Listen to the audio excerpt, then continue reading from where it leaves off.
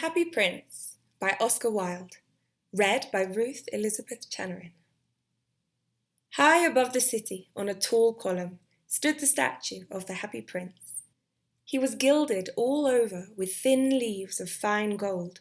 For eyes he had 2 bright sapphires, and a large red ruby glowed on his sword hilt.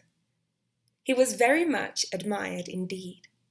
"He is as beautiful as a weathercock," remarked one of the town councillors, who wished to gain a reputation for having artistic tastes. "Only not quite so useful," he added, fearing lest people should think him unpractical, which he really was not. "Why can't you be like the Happy Prince?" asked a sensible mother of her little boy, who was crying for the moon. "The Happy Prince never dreams of crying for anything." "I'm glad there's someone in the world who's quite happy," muttered a disappointed man as he gazed at the wonderful statue. "He looks just like an angel," said the charity children as they came out of the cathedral in their bright scarlet cloaks and their clean white pinafores. "How do you know?" said the mathematical master. "You have never seen one?" "Ah, but we have, in our dreams," answered the children, and the mathematical master frowned and looked very severe, for he did not approve of children dreaming. One night there flew over the city a little swallow. His friends had gone away to Egypt 6 weeks before, but he had stayed behind, for he was in love with the most beautiful reed. He had met her early in the spring as he was flying down the river after a big yellow moth, and had been so attracted by her slender waist that he had stopped to talk to her. "Shall I love you?" said the swallow, who liked to come to the point at once, and the reed made him a low bow. So he flew round and round her, touching the water with his wings and making silver ripples. This was his courtship, and it lasted all through the summer. "'Tis a ridiculous attachment," twittered the other swallows. "She has no money and far too many relations." And indeed the river was quite full of reeds. Then, when the autumn came, they all flew away. After they had gone, he felt lonely and began to tire of his lady love. "She has no conversation," he said, "and I am afraid that she is a coquette, for she is always flirting with the wind. And certainly, whenever the wind blew, the reed made the most graceful curtsies. I admit that she is domestic," he continued, "but I love travelling, and my wife, consequently, should love travelling also. Will you come away with me?" he said finally to her, but the reed shook her head. She was so attached to her home. "You have been trifling with me," he cried. "I'm off to the pyramids. Goodbye." And he flew away. All day long he flew, and at night time he arrived at the city. "Where shall I put up?" he said. "I hope the town has made preparations." Then he saw the statue on the tall column. "I will put up there," he cried. "It is a fine position, with plenty of fresh air." So he alighted just between the feet of the Happy Prince. "I have a golden bedroom," he said softly to himself as he looked around, and he prepared to go to sleep. But just as he was putting his head under his wing, a large drop of water fell on him. "What a curious thing!" he cried. "There is not one cloud in the sky. The stars are quite clear and bright, and yet it is raining. The climate in the north of Europe is really dreadful. The reed used to like the rain, but that was merely her selfishness." Then another drop fell. "What is the use of a statue if it cannot keep the rain off?" he said. "I must look for a good chimney pot," and he determined to fly away. But before he had opened his eyes, a third drop fell, and he looked up and saw— what did he see? The eyes of the Happy Prince were filled with tears, and tears were running down his golden cheeks. His face was so beautiful in the moonlight that the little swallow was filled with pity. "Who are you?" he said. "I am the Happy Prince." "Why are you weeping then?" asked the swallow. "You have quite drenched me."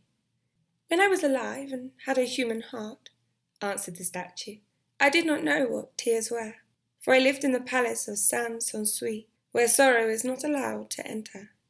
In the daytime I played with my companions in the garden, and in the evening I led the dance in the great hall. Round the garden ran a very lofty wall, but I never cared to ask what lay beyond it. Everything about me was so beautiful. My courtiers called me the Happy Prince, and happy indeed I was, if pleasure be happiness. So I lived, and so I died. And now that I am dead, they have set me up here, so high that I can see all the ugliness and all the misery of the city. And though my heart is made of lead, yet I cannot choose but weep. What? Is he not solid gold? Said the swallow to himself, but he was too polite to make any personal remarks out loud. Far away, continued the statue in a low, musical voice, far away in a little street, there is a poor house. One of the windows is open, and through it I can see a woman seated at a table. Her face is thin and worn, and she has coarse red hands, all pricked by the needle, for she is a seamstress. She is embroidering passion flowers on a satin gown for the loveliest of the Queen's maids of honour to wear at the next court ball. In a bed, in the corner of the room, her little boy is lying ill. He has a fever and is asking for oranges. His mother has nothing to give him but river water, so he is crying. Swallow, swallow, little swallow, will you not bring her the ruby out of my sword hilt? My feet are fastened to this pedestal, and I cannot move. I am waited for in Egypt, said the swallow. My friends are flying up and down the Nile, and talking to the large lotus flowers. Soon they will go to sleep in the tomb of the great king. The king is there himself, in his painted coffin. He is wrapped in yellow linen and embalmed with spices. Round his neck is a chain of pale green jade, and his hands are like withered leaves. Swallow, swallow, little swallow, said the prince, will you not stay with me for one night and be my messenger? The boy is so thirsty, and the mother so sad. I don't think I like boys, answered the swallow. Last summer, when I was staying on the river, there were 2 rude boys, the miller's sons, who were always throwing stones at me.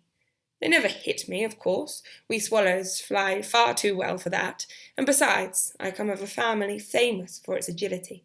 But still, it was a mark of disrespect. But the happy prince looked so sad that the little swallow was sorry. It is very cold here, he said, but I will stay with you for one night and be your messenger. Thank you, little swallow, said the prince.